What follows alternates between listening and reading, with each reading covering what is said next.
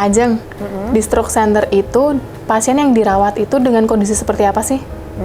Gini, jadi pasien-pasien yang dirawat di stroke center itu nanti sebenarnya itu kan kembali lagi ya tergantung ke DPJP atau dokter penanggung jawab. Iya. Nah, untuk kriterianya itu selama ini yang dirawat adalah pasien-pasien yang memiliki gejala stroke, baik pada fase akut maupun fase hiperakut maupun subakut. Nah, apa bedanya? Bedanya itu kalau misalnya dia pas pertama terkena gejala stroke itu dinamakan onset namanya ya. Yeah. Misalnya dia pas pertama kali terkena gejala, misalnya mulut mencong atau lemah misalnya jam 5 pagi misal. Yeah. Nah, kemudian dia datang ke UGD atau ke rumah sakit itu misal sekitar jam 7 pagi. Nah, itu dikatakan onset. Jadi antara dari jam 5 sampai jam 7 itu berarti onsetnya 2 jam. Nah, itu berarti dia udah masuk di fase akut. Nah, itu masih bisa dikatakan stroke akut. Nah, itu masuk kriteria untuk di perawatan stroke center. Begitupun juga untuk onsetnya misalnya lebih dari 6 jam atau misalnya 48 jam atau sampai 10 hari itu biasanya masih bisa dikatakan kriteria pasien yang dirawat di stroke center.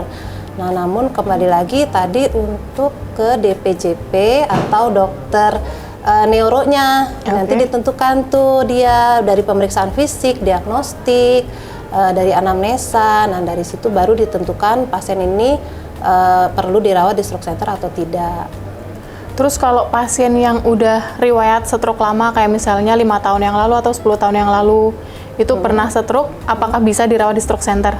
Nah, kalau seperti itu kan berarti dia sudah kronik ya. Kalau fase stroke kronik itu kalau misalnya dia datang ke UGD dengan keluhan atau gejala stroke yang sama dengan yang sebelumnya dan dengan hemodinamiknya yang stabil, itu biasanya bisa dirawat di ruang biasa saja. Cuma kalau dia datang dengan gejala atau defisit neurologi yang baru selain yang selama ini pasien alami, nah itu sebagai indikasi salah satunya bisa dirawat di ruang perawatan stroke center. Seperti itu. Terus fasilitas apa sih yang didapat di stroke center? Kalau fasilitas itu banyak ya. Jadi misal nih pasien di rumah atau di tempat kerja ya biasanya dia terjadi nih gejala stroke, dia datanglah ke rumah sakit, kita tangani dari UGD di triase. Kalau dari hasil screening di triase terdapat tanda-tanda stroke akut di mana itu masih masuk dalam masa emas atau golden period, maka kita aktivasi namanya di sini kode 5. Kode 5 itu menandakan bahwa ada pasien yang mengalami stroke akut. Nah, dari situ kita melakukan tata laksana stroke akut. Jadi fasilitasnya itu bisa kita lakukan trombolitik. Nah, kemudian sebelum trombolitik tentunya kita diagnostik dulu dengan imaging di radiologi dengan CT scan atau MRI brain. MRI brain kita di sini udah 3 Tesla, jadi sudah cukup cepat dan cukup akurat gitu. Kemudian fasilitas lain selain radiologi dengan MRI yang sudah update ya, ada trombolitik. Nah, kemudian dari tim multidisiplin yang lain ada unit rehab medik, fisioterapi, kemudian ada dokter akupuntur, ada dokter-dokter spesialis yang lain sesuai dengan kebutuhan pasien. Seperti itu sih. Lengkap berarti ya, Kak? Lengkap banget. Terus aku mau nanya nih, tata laksana stroke center dari segi keperawatan gimana ya? Nah, kalau dari keperawatan gini, sebenarnya kalau ngomongin stroke, ini kan stroke itu merupakan pelayanan komprehensif. Jadi melibatkan multidisiplin.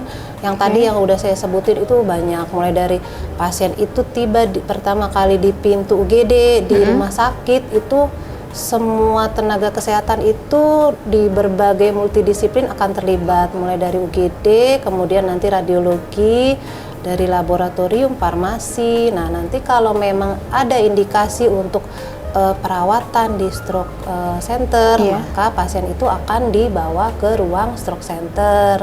Oke. Nah, kebetulan di Rumah Sakit Premier Bintaro kita sudah ada ruang stroke center untuk rawat inap ya di lantai 2, itu kapasitasnya ada 5 tempat tidur. Oke. Nah, di situ pasien ditangani sesuai dengan tata laksana stroke sesuai dengan kasusnya. Ya. Nah, jadi mulai pasien itu datang akan dilakukan pemeriksaan diagnostik, kemudian akan dilakukan pemeriksaan fisik oleh dokter neurologi. Iya. Nah, dari situ nanti tergantung kebutuhannya apa. Nah, di Oke. situ juga nanti kita akan mengeksplor faktor-faktor resiko apa yang dialami oleh pasien ini. Iya. Kenapa pasien ini bisa stroke? Jadi itu harus dirunut faktor resikonya. Nah, Oke. kalau misalnya sudah tereksplor nih faktor resikonya apa, nah disitulah peran kita juga nih sebagai perawat untuk membantu nih kita sebagai fasilitator agar perawatan oleh tim multidisiplin ini yang Iya. banyak ini jadi bisa bisa satu muara sehingga menghasilkan goalnya yang tepat untuk pasien. Iya. Seperti itu. Itu Oke, sih. berarti benar-benar pasien masuk ke stroke center, terus pulang juga benar-benar bisa sembuh ya, Kak?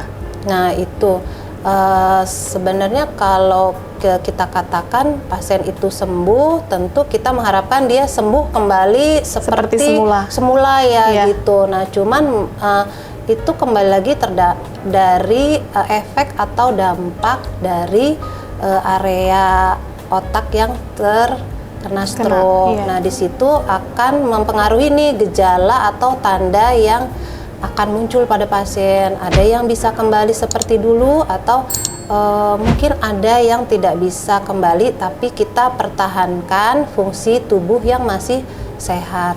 Nah, disitulah peran kita sebagai perawat, bagaimana kita mensupport pasien kita, terutama untuk pasien-pasien yang masih berusia muda. Mereka kan misalnya masih produktif ya, tiba-tiba terkena stroke, jadi tiba-tiba nggak bisa kerja, nggak bisa kemana-mana, nggak bisa aktivitas mandiri.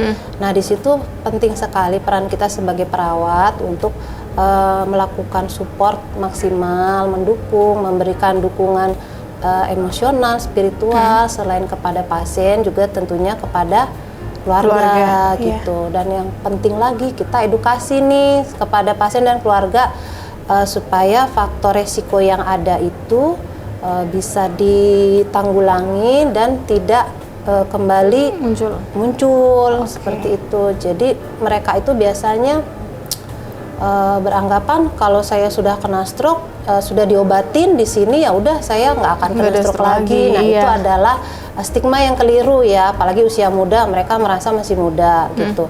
Nah, itu yang perlu kita luruskan, bahwa stroke itu bisa berulang lagi kalau nggak dikendalikan faktor resikonya. Faktor resikonya ya banyak ya, kayak kencing manis gitu kan, hipertensi. Nah, itu yang harus kita edukasi sebagai perawat, di situ sangat penting. Oke, Kak, berarti benar-benar peran perawat di sini saling membantu ya, Kak? Iya, betul. Oke, berarti besok kita bahas-bahas lagi ya, Kak, kayaknya seru nih. Iya ya. Bahas tentang laksana perawat. Iya. Kayaknya perlu waktunya seharian mungkin ya. Oke, Kak. Ya.